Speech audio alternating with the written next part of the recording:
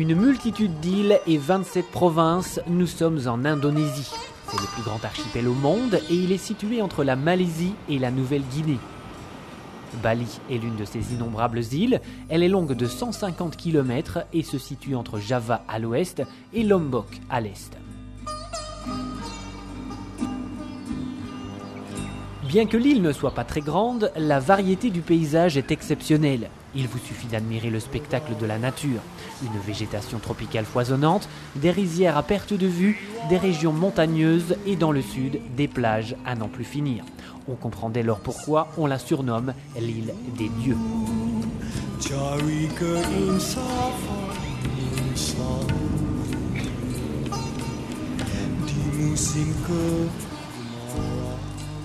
L'existence sur cette île paradisiaque est rythmée par la Bali, ainsi que l'ouest de l'île voisine de Lombok, constituent les seules enclaves hindouistes de l'Indonésie, un pays qui compte le plus grand nombre de musulmans au monde. La vie après la mort et les offrandes destinées au culte des anciens sont au cœur de la religion balinaise. Pour les Balinais, la montagne et l'air représentent le kaya, c'est-à-dire la sphère des dieux, la terre et la mer forment le kelod, c'est-à-dire la demeure de la nuit.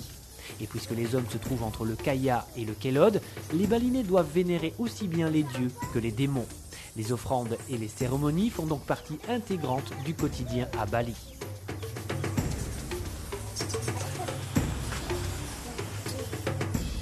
Mais Bali n'est pas seulement surnommée l'île des dieux, on l'appelle également le pays des 10 000 temples. Tanah Lot est sans doute le temple le plus connu. Il n'est pas très grand, mais sa situation en plein milieu de l'océan est unique. La forme harmonieuse du rocher, sa couleur sombre, les petits toits superposés et les vagues qui le battent à marée haute lui confèrent une sensation d'étrangeté.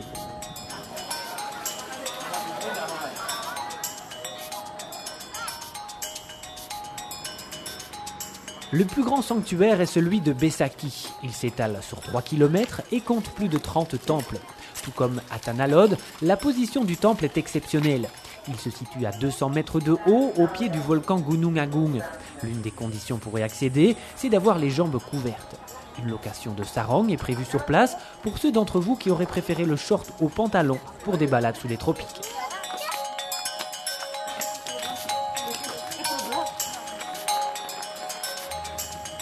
Trois quarts des Balinais vivent de l'agriculture, mais bien que la majeure partie des habitants cultivent le riz, ils consacrent aussi une partie de leur temps à l'artisanat.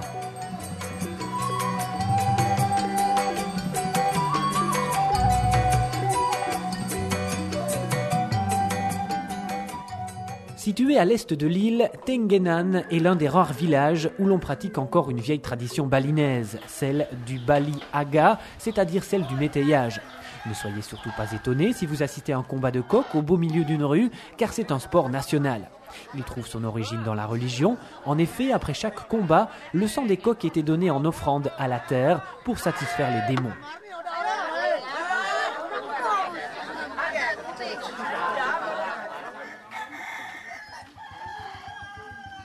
Généralement, les touristes ne résistent pas à la Monkey Forest, la forêt des singes.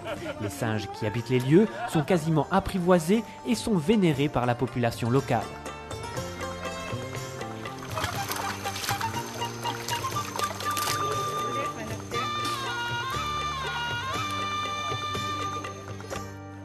Le Gunung Batur, la montagne Batur, culmine à 3142 mètres et l'on peut l'escalader assez facilement. C'est une des montagnes les plus vénérées à Bali et son volcan est toujours actif, tout comme l'île des dieux d'ailleurs. Sur cette île, où les traditions séculaires sont maintenues jusque dans les petits hameaux, légendes et histoires s'entrecroisent. Ce petit paradis indonésien rassemble tous les éléments indispensables à des vacances réussies.